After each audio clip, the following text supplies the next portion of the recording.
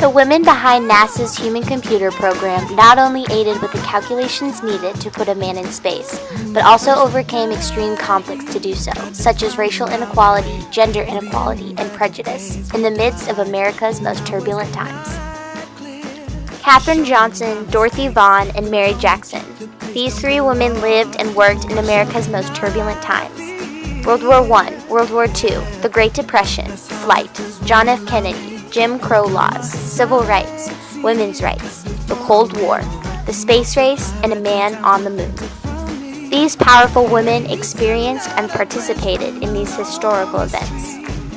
The Hidden Figures women worked at Langley Memorial Aeronautical Laboratory, where the demand for airplanes was at an all-time high because of World War II. There was a massive need for computing power to do the math required to assess if the plane was safe or not. The complicated math was done by hand by hundreds of women working as human computers at Langley. Female computers, although possessing the same degrees as their male colleagues, were often paid half as much and did so in half the time. These women, mostly African Americans seeking a better life and job for themselves, much like the Hidden Figures women, were hired because they had college degrees and math and teaching experience. Johnson, Vaughan, and Jackson got their jobs as computers, but their years at Langley began a little differently. Dorothy Vaughan, born September 20th, 1910, in Kansas City, Missouri.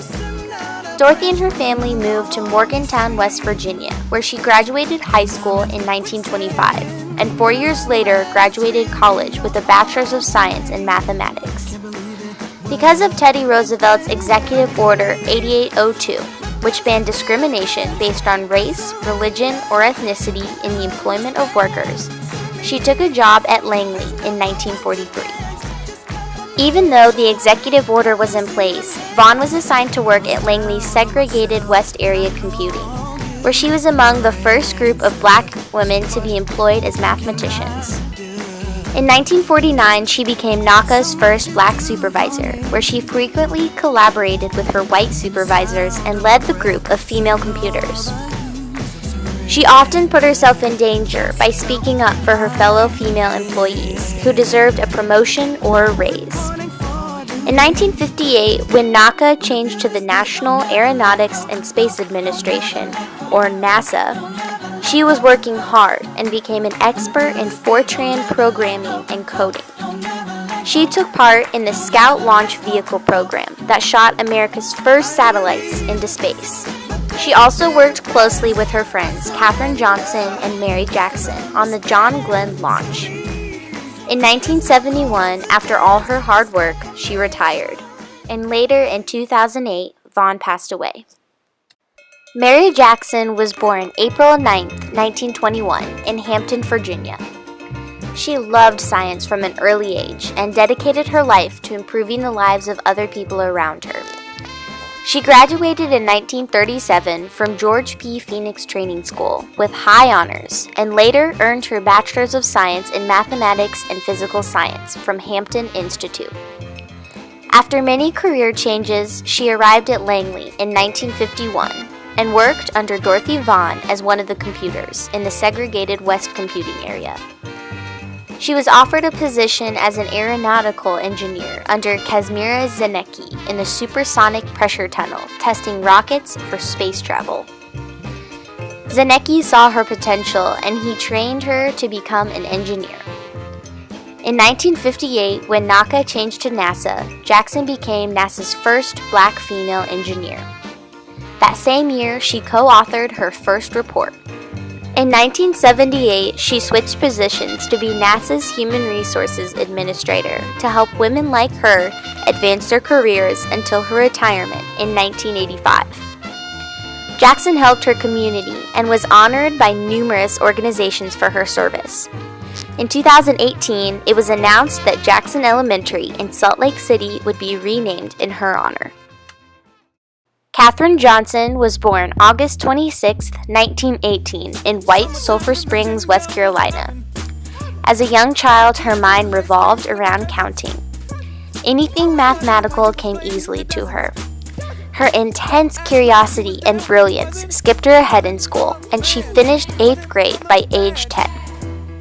She was hand-chosen along with 2 other African Americans to integrate West Virginia University. While attending college, her mentor, Dr. William W. Claytor, the 3rd African American to earn a PhD in mathematics, trained her to become a research mathematician. At 18, she graduated summa cum laude with a Bachelor of Science degree in math and French.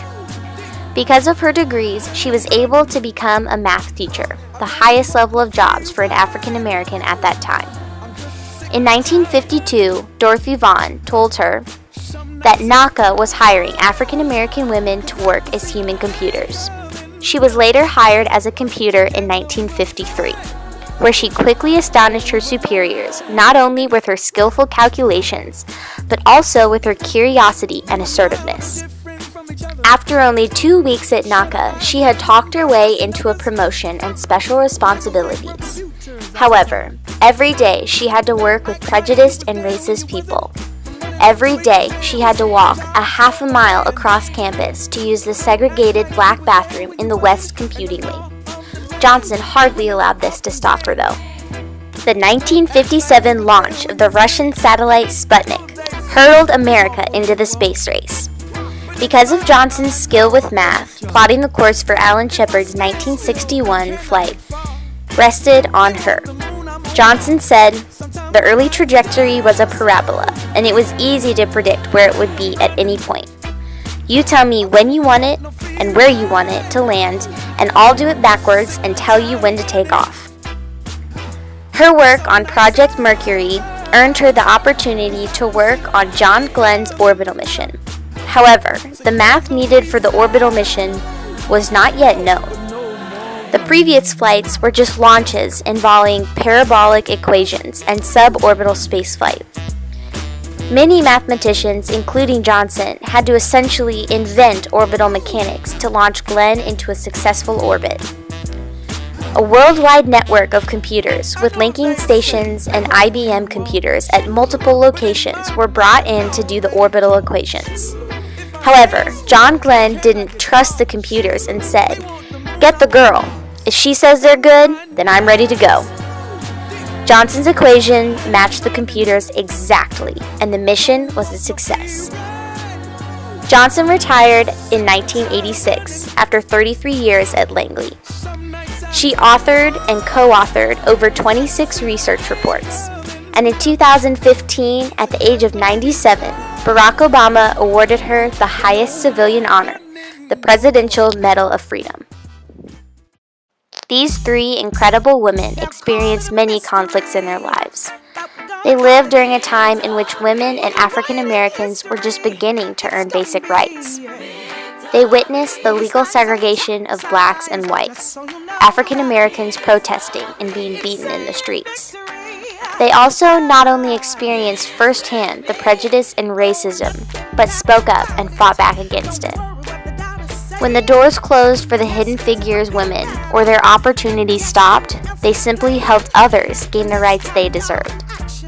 Unwilling to compromise in their beliefs, they dedicated their lives to better not only their situation, but the lives of the people around them. Their hard work and dedication in their positions paved the way for gender and racial equality in the workplace. These women had ambition, raw talent, and confidence. These women made history by refusing to allow anything to dictate their position in life. These women are no longer hidden figures. Their legacy will continue to shine for all of history to see.